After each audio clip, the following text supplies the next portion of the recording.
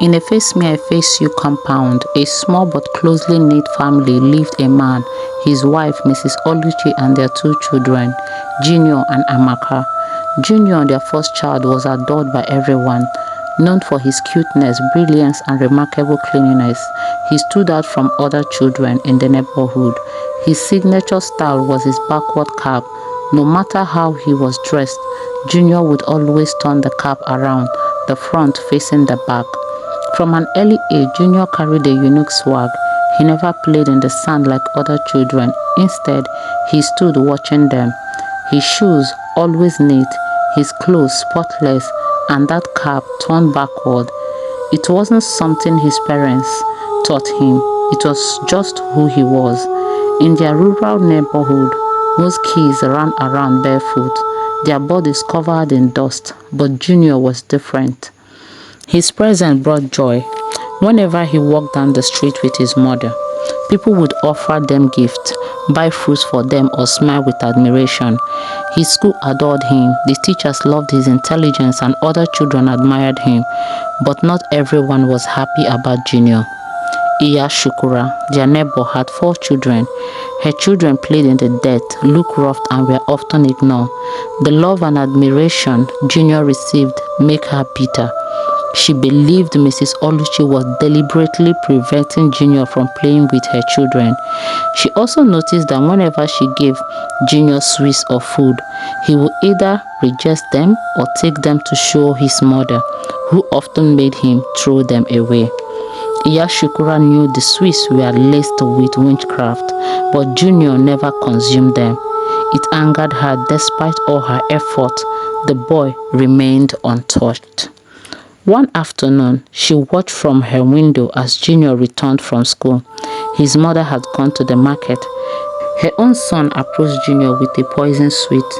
Junior took it, but as always, threw it away immediately after her son left. Iya Sukura was furious. The boy was protected, too protected, and she could see a shiny destiny on him, one that scared her. In her coven, she raised the issue. "A small boy is troubling me," she told the queen mother. "No matter how I try, he refuses to fall. I want him gone." The queen mother of the secret witchcraft order laughed darkly. "We are witches. We eat destinies, both of strangers and even our own children. It is our duty to keep the sisterhood strong. We will handle him spiritually." They cackled together, their eyes gleaming with darkness. A week later, Junior went to bed and had a strange dream. In it, his mother offered him a sweet. Trusting her, he took it and ate it. The next morning, his real mother, Mrs. Oluchi, carried little Amaka in her arms and walked Junior to school. Watching from her window, Iya Sukura smiled wickedly. She knew what was coming. That afternoon, a neighbor ran to call Mrs. Oluchi. "Come quickly, something had happened to Junior." She ran with Amaka in her arms, breathless and panicked. When she got to the school, they told her he had been rushed to a nearby hospital. Upon arrival, she found her son lying lifeless, blood-stained and cold. Junior had died, just 7 years old. She screamed in agony. The hospital became filled with mourning neighbors. His father arrived minutes later, saw his son's body and broke down in grief. A small coffin was brought. Junior had to be buried immediately. What should have been a simple burial became a grand procession. The whole neighborhood was there. His classmates, teachers, neighbors, everyone came to say goodbye to the boy who touched their lives. Iya Sukura, surprisingly, was very active, helping with burial arrangements and pretending to grieve. But inside, she rejoiced. The queen mother had fulfilled her promise. She was ready to pay her spiritual sacrifice. As Junior was laid to rest, his father did something ancient and symbolic. He placed a cutlass and a cane on the coffin and said, "From the heart of a broken father, I give you this cutlass and this cane. If your death was caused by someone, use it to find them, flog them until they confess, show no mercy." Go well, my son. They buried Junior, and the grieving parents returned home with shattered hearts. 2 days later, Shegun, a homeless drunk who slept by the compound corner, came to Mrs. Oluchi while her husband was at work. Mama Junior, I know what I saw last night.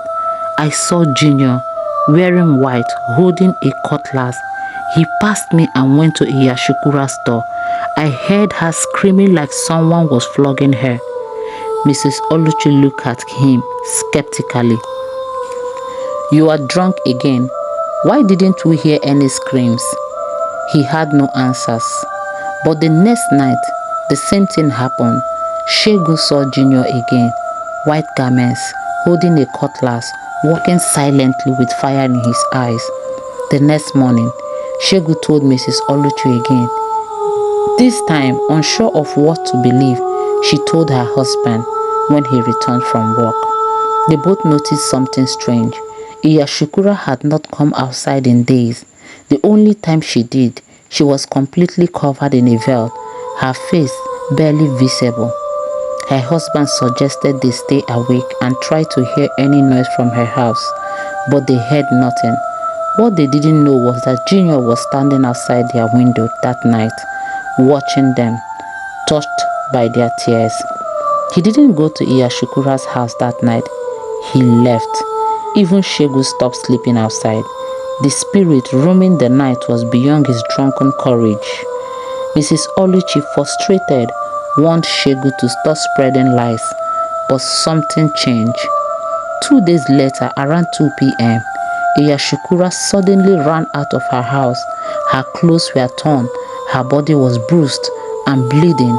She screamed, Junior, please leave me alone. I am sorry. Her cries startled the whole neighborhood. People rushed out to see her fall to her knees, trembling. Then in full daylight, she confessed, I killed Junior. I killed him because I saw his future was bright. I used witchcraft. I used his mother's face in his dream to poison him. I couldn't get him in real life. He wouldn't take my Swiss. The neighborhood gasped. I'm a member of the Black Witches. We killed destinies. I even killed my husband. I couldn't stand how everyone loved that boy. The local vigilante group came and took her to the police. But the story didn't end there. A month later, in her cell, Iya Sukura began screaming, Junior, Junior, please don't flog me again. I am sorry. Forgive me. She bled through her nose and ears and died mysteriously. Junior had taken his revenge. That night at the doorway of his home, he stood there silently, watching his parents and little sister. Then he vanished. He was at peace because he knew he would return, reincarnated into their lives once again. Junior was the light in that family, and his light was far from gone. If you find this story interesting, please like, comment, and follow me. Thank you.